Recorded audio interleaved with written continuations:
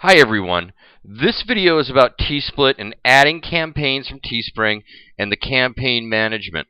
So without further ado, let's just go ahead and dive right into T-Split.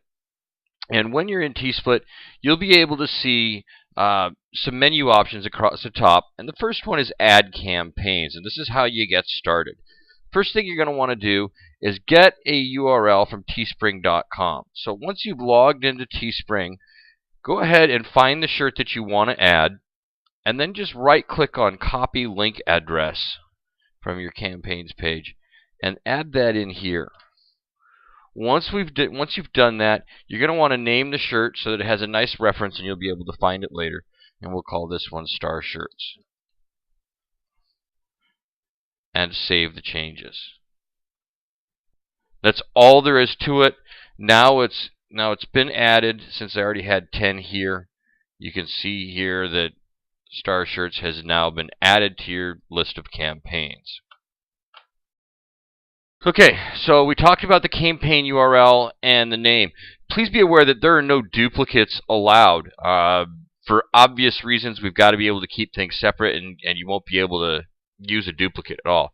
So one of the next things I wanted to show you was that the show entries and the search options.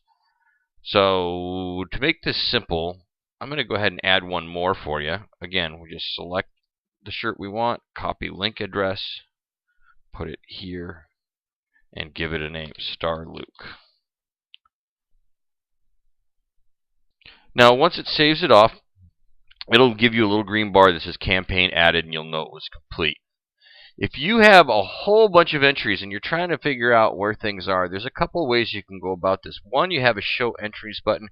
Show 10, 25, 50, or 100 at a time. In this case, let's just show 25. And then you'll notice that they appear down at the bottom. This is the 11th shirt. This is the 12th shirt for the demo. We have it at 10. They disappear. The other thing that you can do is use the search box, and we can put in Star here, and you'll notice that anything with the campaign name Star in it just instantly pops up. Makes it really easy for you to find things. And then of course there's a previous next that I showed you earlier. I'll recap that again. If we only have 10 entries, clear the search box. Only the first 10 are going to show up, and then you can click the next button and scroll through them. Very easy to use. Okay, the last thing I want to talk about inside of Add Campaigns is your archiving. Archiving really means to hide stuff. So if there are campaigns that you want to hide, they've expired, the shirts are no longer being used, but you don't necessarily want to delete them, you use the archive. Okay, so here, for instance, we could archive this shirt. Let's archive this one. And let's go ahead and archive that one. Now, as they're archived, you'll notice that they're no longer there. They're just completely gone. There is no next page. But you can see it says showing 11 to 12 entries. It's kind of a clue that there might be some more shirts there. Showing 1 to 10 of 12 entries. So if you wanted to see your archives, you can go right here and show archives. And after you press show archives, it's not going to show just the archives. All it does really is unhide them. So as you go here, you go to the next page, show archives, and then you see them. Here you can hide archives, show archives, and then if you decide you need to reactivate something, maybe you archived it by mistake, you can do restore all archives. And then at that point, they're no longer archived. They're permanently displayed.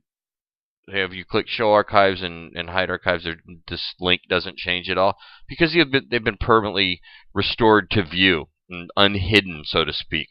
Okay. There's one last thing we need to talk about, and that is the delete function. If you delete something, it is gone forever.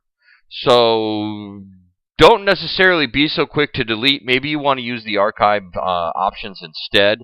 But if you delete something, it's gone forever, and then you're going to have to manually add it back, and it's going to delete it all throughout the system. I think that takes us to the end. We showed you everything you need to know about the ad campaign selection and managing your campaigns, your Teespring campaigns. We'll see you on the inside for the next video.